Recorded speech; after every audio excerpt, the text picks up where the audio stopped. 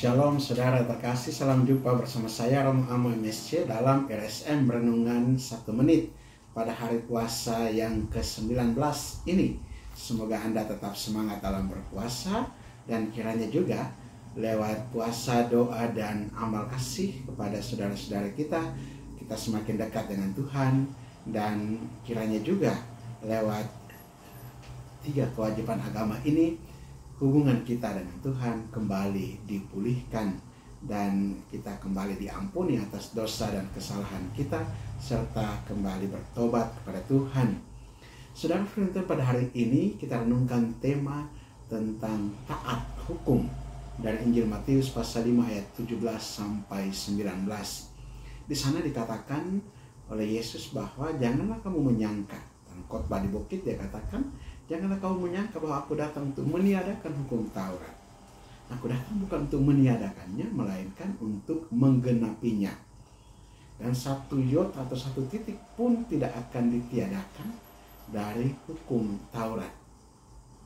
Jika ada orang yang tidak melaksanakan, mengajarkan dan tidak melaksanakan hukum Taurat, tempatnya rendah, paling rendah dalam kerajaan surga. Tetapi apabila orang mengajarkan dan mengamalkan hukum Taurat, melaksanakan hukum Taurat, maka ia mendapat tempat tertinggi di dalam kerajaan surga. Saudara, apa yang dikatakan Yesus tentang hukum Taurat atau sikap Yesus terhadap hukum Taurat ini menjadi satu hal yang penting untuk kita lihat bersama. Kita tahu maksud Kristus adalah agar tuntunan rohani hukum Allah dapat dilaksanakan dalam kehidupan para pengikutnya. Dan hubungan orang percaya dengan hukum Allah itu meliputi beberapa hal. Yang pertama, hukum yang perlu ditaati oleh orang percaya. Hukum ada untuk ditaati, bukan untuk dilanggar. Maka hukum yang perlu ditaati oleh orang percaya ini terdiri atas prinsip-prinsip etis dan moral dalam perjanjian lama dan ajaran Kristus serta ajaran para rasul. Hukum-hukum ini menyatakan tabiat dan kehendak Allah bagi semua orang dan masih berlaku hingga saat ini. Hukum perjanjian lama yang langsung menyangkut bangsa Israel seperti di bidang persembahan kurban, upacara agama, sosial dan sipil kini tidak mengikat lagi. Karena itu berlaku khusus bagi bangsa Israel. Yang berikut, bahwa orang percaya tidak boleh memandang hukum Taurat sebagai suatu sistem perintah resmi yang perlu ditaati agar memperoleh pengampunan keselamatan. Kenapa? Karena hukum Taurat adalah panduan moral bagi mereka yang sudah selamat. Panduan moral bagi mereka yang sudah selamat dan yang dengan menaatinya menunjukkan kehidupan Kristus yang ada dalam dirinya. Kita diselamatkan melalui Kristus yang sengsara, wafat, dan bangkit yang menggenapi hukum Taurat itu.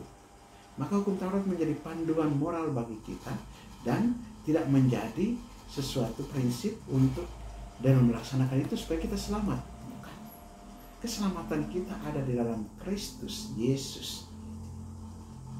Nah, kita sudah ditebus oleh darah Kristus. Dan ketika kita menaati hukum Taurat, kita menunjukkan tentang kehidupan Kristus yang ada di dalam diri kita. Yang berikut, bahwa iman kepada Kristus merupakan titik tolak untuk menggenapi hukum Taurat. Iman kepada Kristus sebagai titik tolak dalam melaksanakan hukum Taurat. Sehingga landasan kasih menjadi spirit dalam melaksanakan hukum Taurat itu. Kasih kepada Allah dan kasih kepada sesama.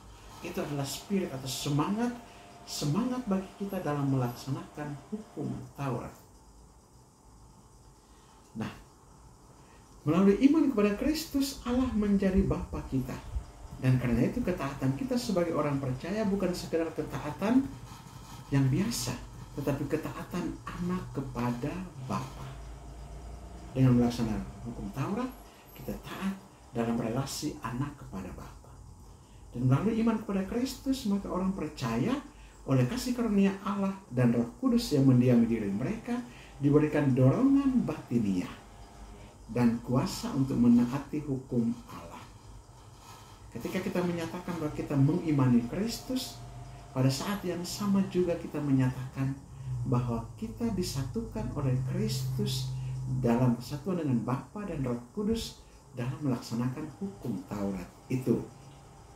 Dengan demikian, ketaatan yang lahiriah kepada Allah harus disertai dengan perubahan hati dan roh kita.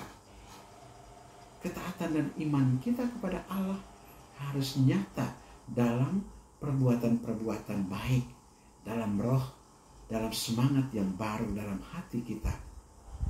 Maka benarlah apa yang dikatakan Yakobus, ya, iman yang disertai dengan perbuatan.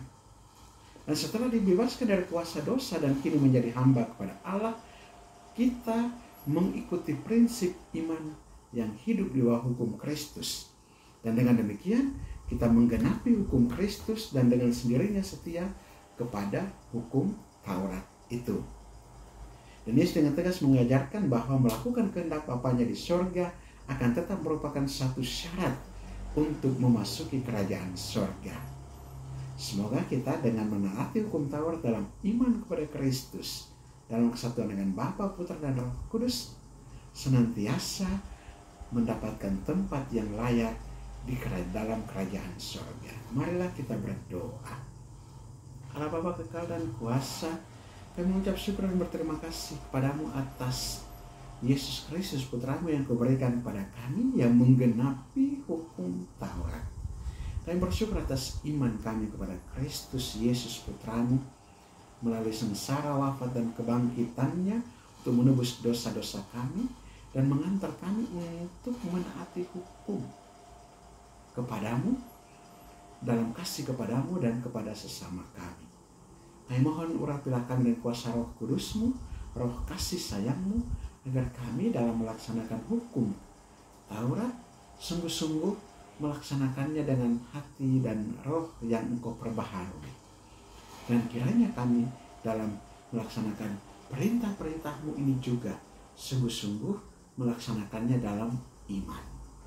Allah kekal dan kuasa, pandanglah kami orang-orang yang berdosa yang datang juga mengharap belas kasih-Mu. Semoga Engkau menguatkan dan mengampuni dosa-dosa kami, dan kiranya juga Engkau memberikan juga kesembuhan bagi kami maupun saudara-saudara kami yang sakit dan yang dalam kesulitan. Engkau berikan kekuatan dan kebijaksanaan-Mu agar mereka dapat keluar dalam setiap tekanan dan kesulitan hidup mereka. Dan Kristus Tuhan dan Juru Selamat kami yang hidup dan berkuasa bersama Dikau dalam persatuan Roh Kudus Allah sepanjang segala masa. Amin. Berkatakan yang kesatuan dan tinggal atas saudara sekalian, Bapa dan Putra dan Roh Kudus. Amin. Saudara terkasih, apabila Anda berkenan dengan renungan ini dan belum subscribe channel ini, silakan Anda subscribe dan klik tanda lonceng untuk mendapatkan update renungan ini setiap hari. Dan bagi saudara-saudara yang hendak memasukkan wujud-wujud doanya, silakan tuliskan pada kolom komentar channel ini, saya bantu dalam doa-doa saya. Dan juga saudara-saudara yang hendak memberikan komentar ataupun catatan masukan, silakan juga ditulis atau apresiasi ditulis juga pada kolom komentar channel ini. Dan bagi saudara-saudara yang hendak membagikan renungan ini pada saudara-saudara kita yang lain, silakan dibagikan agar menjadi berkat bagi mereka. Tetap semangat dalam berpuasa dan Tuhan memberkati.